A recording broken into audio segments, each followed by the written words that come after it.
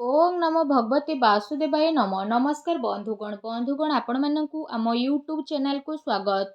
बंधुगण आज आम जानिबा 27 तारीख आपणक पई किपरि रहिबो, केउ प्रकार आजिर दिन को आपण प्लानिंग करिवे, ता सहित जदि आम विस्तार पूर्वक भाबे कहिबा कि आजिर दिन आपणक पई किपरि साब्यस्त हेबो, ता सहित जदि कहिबा केउ केउ क्षेत्र रे आपणकु फायदा हेबो, केउ सबु जिनिस रे आपणकु सावधानता अवलंबन करबाकू पड़िबो, आपणकर लव लाइफ किपरि रहिबो, क्यारियर किपरि रहिबो, बिजनेस आउ व्यापार किपरि रहिबो, ता सहित स्वास्थ्यर महत्वपूर्ण इनफॉरमेशन मध्ये आमे आपण मानकु भिडियो रे कहिबु। आउ भिडियो शेष रे आमे आपण मानकु गोटे उपाय विषय रे कहिबु, जहा द्वारा आपण आजिर दिन को आहुरी अधिक शुभ और मंगलदायक साब्यस्त करि परिबे। आगो को भिडियो आरंभ करिबा पूर्वरु आमर आपण मानकु रिक्वेस्ट कि जदि आपण आम चैनल रे नुआ करि आछंती तो चैनल को सब्सक्राइब करंतु, सांगरे नोटिफिकेशन बेल को मध्य ऑन करंतु, जहाद्वारा समय समय रे आपणक पाखरे नुआ नुआ भिडियो रो नोटिफिकेशन पहुँची जिवो। तो आसंतु जानिबा किपरि रहिबो आपणक पई 27 तारिखर दिन।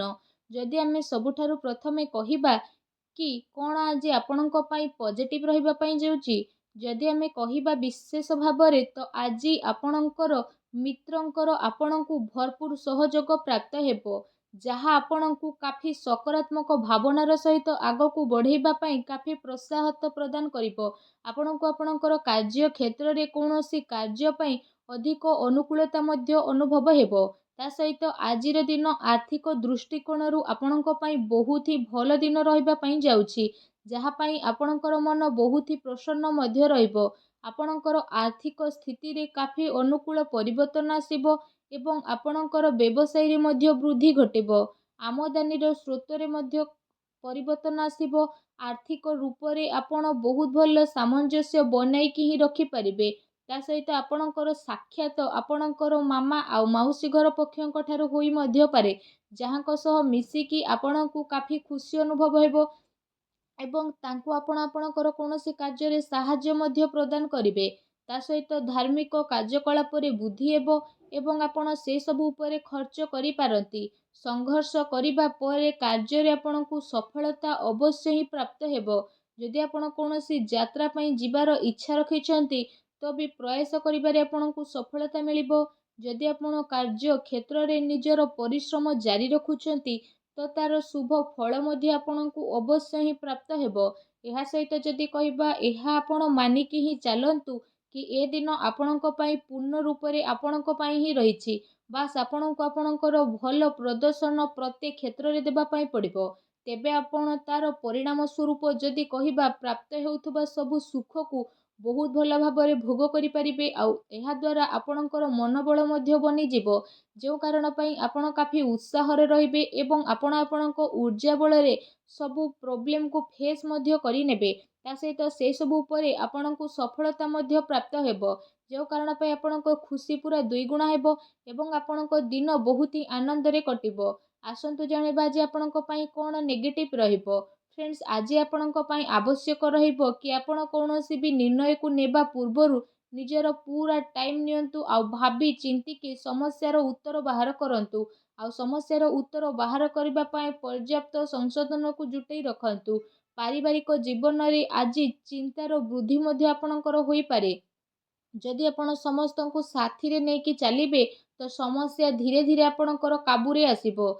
एहा सहित जदि कहिबा पैसा लेन देन रे आपणको सावधान रखिबार अति आवश्यकता रहिछि, तथा कौनसी अन्य व्यक्ति को धन देबा आपणको पई नुकसानदायक मध्य होई पारे। कौनसी मानसिक अशांति तथा चिंतापूर्ण स्थिति मध्य आपणकर आसी पारे। सेथिपई कौनसी भी प्रकारर ठोस निर्णय नेबा पूर्वरु आपणको केते थर भाबी चिंती कार्य करिबार अति आवश्यकता रहिछि।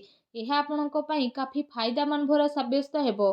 ता सहित जदि कहिबा क्रोध उपरे नियंत्रण एवं वाणी उपरे आज संयमता रखिबार अति आवश्यकता रहिछि, अन्यथा विवादर स्थिति मध्य बनिबो। पारिवारिक माहौल आपणकर अनुकूल रहिबो, किंतु ध्यान दियंतु कि आपणक कथारे काहाको आघात न पहुँचू। एहा सहित जदि कहिबा आपण परिवार को जोड़ी की रखिबा पई चाहुछंती तो आपणको आपणक जीवन रे किछि समझौता को नेबा को पड़िबो, अन्यथा स्थिति आपणकर नियंत्रण रु बाहर को मध्य जाई पारे। ଆପଣଙ୍କୁ ପରିବାର ଲୋକଙ୍କ ସହିତ ଧନ ସମ୍ବନ୍ଧିତ ସମସ୍ୟାକୁ ସୁଲଝେଇବା ପାଇଁ ମଧ୍ୟ ପଡ଼ିପାରେ। ଆଉ ନିଜେ ନିଜେ ଅଧିକ ରୂପରେ ଯୋଗଦାନ କରିବା ପାଇଁ ମଧ୍ୟ ପ୍ରସ୍ତୁତ ରହିବା ପାଇଁ ପଡ଼ିବ। ତା ସହିତ ଯଦି ଆମେ ବିଶେଷ ଭାବରେ କହିବା ଉଚ୍ଚ ଶିକ୍ଷା ପାଇଁ ପ୍ରୟାସରତ ବ୍ୟକ୍ତିବିଶେଷଙ୍କୁ ଟିକେ ଆଉ ଅଧିକ ପ୍ରୟାସ କରିବା ପାଇଁ ପଡ଼ିବ ତଥା ପ୍ରତୀକ୍ଷା ମଧ୍ୟ କରିବାକୁ ପଡ଼ିବ। କାରଣ ଏବେ ଆପଣଙ୍କ ପାଇଁ ଏତେ ଭଲ ଅବସର ଦେଖା ଦେଉନାହିଁ। କିନ୍ତୁ ଯଦି କହିବା ଆପଣଙ୍କୁ ହିମ୍ମତ ହାରିବାର ବିଲକୁଲ ବି ଆବଶ୍ୟକତା ନାହିଁ, କାହିଁକି ନା ପରିଶ୍ରମ କେବେ ବ୍ୟର୍ଥରେ ଯାଏ ନାହିଁ। ଏହା ସହିତ ଯଦି ଆପଣଙ୍କ ଲଭ୍ ଲାଇଫ୍ ବିଷୟରେ କହିବା, ତ ଯଦି ଲଭ୍ ଲାଇଫ୍ ବିଷୟରେ ଆଲୋଚନା କରିବା, ଆପଣ ଆପଣଙ୍କର ପ୍ରେମୀ ପ୍ରେମିକାଙ୍କୁ ପ୍ରପୋଜ କରିବା ପାଇଁ ଚାହୁଁଛନ୍ତି ତ ବି କରିପାରିବେ, କିମ୍ବା ଆପଣ ଆପଣଙ୍କ ମନର କଥା ସେୟାର ବି କରିବାକୁ ଚାହୁଁଛନ୍ତି ତ ବି ଆପଣ କରିପାରିବେ। ଏଥିପାଇଁ ସମୟ ଆପଣଙ୍କ ପାଇଁ କାଫି ଅନୁକୂଳ ଭାବରେ ରହିବ। ଏହା ସହିତ ଆପଣଙ୍କର ପ୍ରେମ ସମ୍ବନ୍ଧ କାଫି ଏ ଦିନରେ ମଜବୁତ ରହିବ। ଆପୋଷିକ ସମ୍ବନ୍ଧରେ ଘନିଷ୍ଠତା ଆପଣଙ୍କୁ ଗୋଟେ ନୂଆ ସ୍ମୃତି ପ୍ରଦାନ କରିବ। ଜୀବନ ସାଥୀଙ୍କର ଆଜି ଆପଣଙ୍କୁ ପୂର୍ଣ୍ଣ ସହଯୋଗ ମିଳିବ। ତା ସହିତ ଯଦି କହିବା ବିବାହିତ ଜାତକଙ୍କ ପାଇଁ ମଧ୍ୟ ଆଜିର ଦିନ ବହୁତ ହି ଭଲ ଦିନ ରହିବାକୁ ଯାଉଛି। ଆଜିର ଦିନ ଆପଣଙ୍କ ପ୍ରେମ ଜୀବନ ଦୃଷ୍ଟିରୁ ବହୁତ ଭଲ ଦିନ ମଧ୍ୟ ରହିବ। ତା ସହିତ ଯଦି କହିବା ଆଜି ଆପଣଙ୍କ ବ୍ୟବସାୟିକ କ୍ୟାରିୟର ବିଷୟରେ, ତ ବ୍ୟବସାୟିକ ଧନ୍ଦାରେ ଆଜି ଆପଣ ଆର୍ଥିକ ଲାଭ ଏବଂ ଚାକିରିରେ ଲାଭ ପ୍ରାପ୍ତିର ଅନେକ ହିଁ ଯୋଗ ବନୁଅଛି।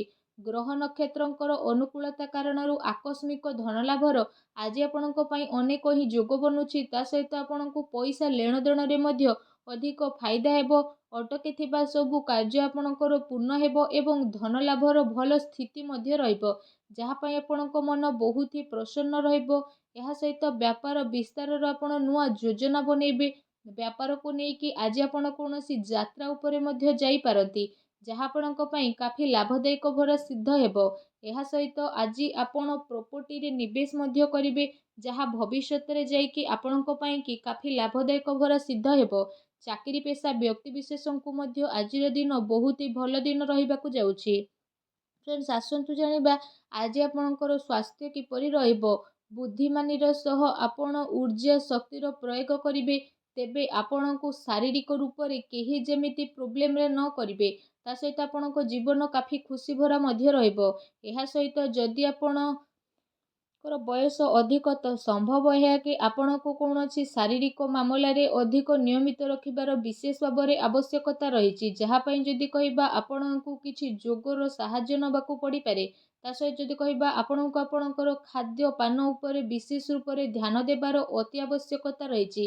ଏହା ସହିତ ଯଦି କହିବା ନିଜର ସ୍ୱାସ୍ଥ୍ୟକୁ ଆହୁରି ଅଧିକ ଭଲ ରଖିବା ପାଇଁ ଆପଣ ପ୍ରତ୍ୟେକ ଦିନ ଯୋଗ କରନ୍ତୁ, ବ୍ୟାୟାମ କରନ୍ତୁ ଏବଂ ସୁସ୍ଥ ରୁହନ୍ତୁ। ଆସନ୍ତୁ ଜାଣିବା ଆଜି ଆପଣଙ୍କ ପାଇଁ କ'ଣ ବିଶେଷ ଉପାୟ ରହିଛି। ଆଜି ଆପଣ ସ୍ନାନ ଆଦି କରିସାରିବା ପରେ ନିଜର ଶ୍ରଦ୍ଧା ଅନୁସାରେ, ନିଜର ସାମର୍ଥ୍ୟ ଅନୁସାରେ ଆପଣ ଯଦି କହିବା ଛୋଟ ପିଲାଙ୍କୁ ଚକୋଲେଟ୍ ଦିଅନ୍ତୁ, ତା ସହିତ ପାରାଙ୍କୁ ଦାନ ଖାଇବାକୁ ଦିଅନ୍ତୁ। ଏହା ଦ୍ୱାରା ସବୁ ନକାରାତ୍ମକ ଶକ୍ତିର ବିନାଶ ହେବ, ଶୁଭ ଫଳ ଆପଣଙ୍କୁ ପ୍ରାପ୍ତ ହେବ। ଭିଡ଼ିଓ କେମିତି ଲାଗିଲା କମେଣ୍ଟ କରିକି ଜଣାନ୍ତୁ। ଚ୍ୟାନେଲରେ ନୂଆ ଆସିଥିଲେ ଚ୍ୟାନେଲକୁ ସବସ୍କ୍ରାଇବ୍ କରନ୍ତୁ। ଧନ୍ୟବାଦ।